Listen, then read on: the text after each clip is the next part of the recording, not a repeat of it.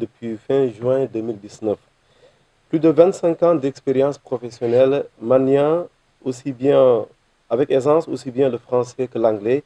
Vous avez sillonné l'Afrique ces dernières années. Ce n'est donc sûrement pas à vous qu'on répétera à quel point et avec quelle profondeur le numérique et particulièrement les télécommunications impactent le vécu des Africains et principalement des Sénégalais.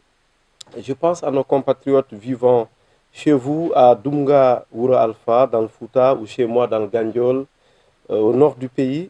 Je pense bien évidemment à toutes ces populations qui parfois sont déconnectées par le jeu simplement peut-être de quelques soucis, mais je sais évidemment que vos services y travaillent. Là-bas, parfois, on peine à disposer du minimum nécessaire pour espérer savourer les délices de se sentir citoyen et rattaché au monde ou plus simplement à un monde tout court. Je sais au passage l'intérêt et la haute importance que vos équipes attachent à cette problématique. En atteste la dernière solution mise au point pour aider à la remontée de soucis téléphoniques de ce genre. Vos premières années en tant que régulateur des télécoms et, l'on oublie parfois, et des postes arrive à un moment où l'ARTP, sans le P de poste à sa création, s'arrête sur ses 20 ans de régulation, un travail, on le sait, pas du tout de tout repos. Monsieur le directeur général, cher Abdoul, nous reviennent à l'esprit les nombreuses interviews avec votre prédécesseur qui répétait sans cesse que réguler suppose avant tout arbitrer entre, sinon défendre, les intérêts des populations, des opérateurs et de l'État en même temps. Le réseau que je dirige, le réseau des journalistes spécialisés en TIC, se fait l'honneur et le plaisir ces dernières années d'accompagner l'institution dont vous présidez aux destinées pour mieux rendre visibles ses actions, pour les porter, pour les partager avec les Sénégalais, pour en apprécier toute leur utilité.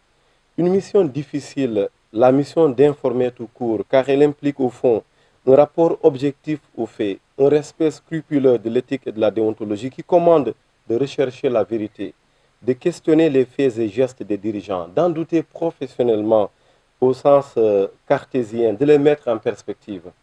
Or, souvent, être partenaire sous nos cieux est vite assimilé à du griotisme, un exercice de tressage de laurier qui trahirait nos cibles finales communes, les populations. Nous sommes convaincus que l'ARTP, sous votre magistère, comme avant, et nous ne doutons pas que cela puisse continuer ainsi, comprend aisément le sens de cette mission et va l'accompagner. L'occasion ici, encore à Sali, de vous réaffirmer, Monsieur le Directeur général, notre volonté et notre détermination à davantage renforcer et muscler le partenariat qui lie nos deux structures. Nous restons convaincus qu'il faut l'améliorer, qu'il faut le chérir plus encore, le formaliser plus que nécessaire parce que entre vous et nous voulons que ça reste une belle complicité autour des télécoms dont l'importance est accrue à l'heure de ce terrible coronavirus.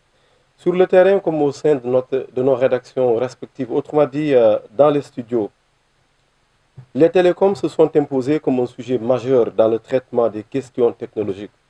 Et l'ARTP nous aiderait davantage, plus qu'elle ne l'a déjà fait, avec des formations, des sessions approfondies sur des thématiques clés, comme c'est le cas ici.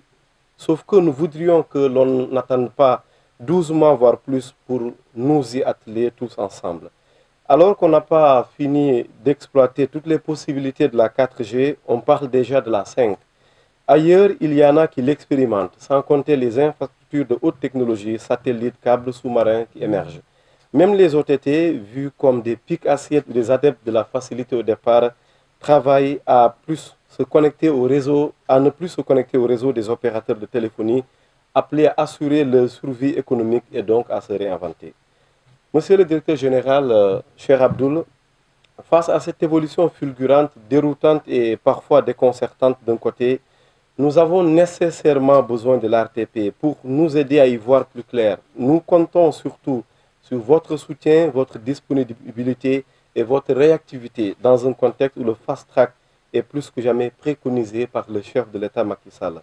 Monsieur le directeur général, cher Abdoul, chers confrères et autres participants, sans tout vous dire quoi que tout devant être dit, je vous dis et vous redis ce matin notre enthousiasme à nous retrouver à vos côtés ces 7, 8 et 9 septembre à Sali, Portugal, cette belle et grande ville de la Petite Côte. Retrouvailles sur les secteurs régulés de l'ARTP, comme le régulateur lui-même le répète ces dernières années. Retrouvailles sur 20 ans, oui, 20 ans d'existence du régulateur.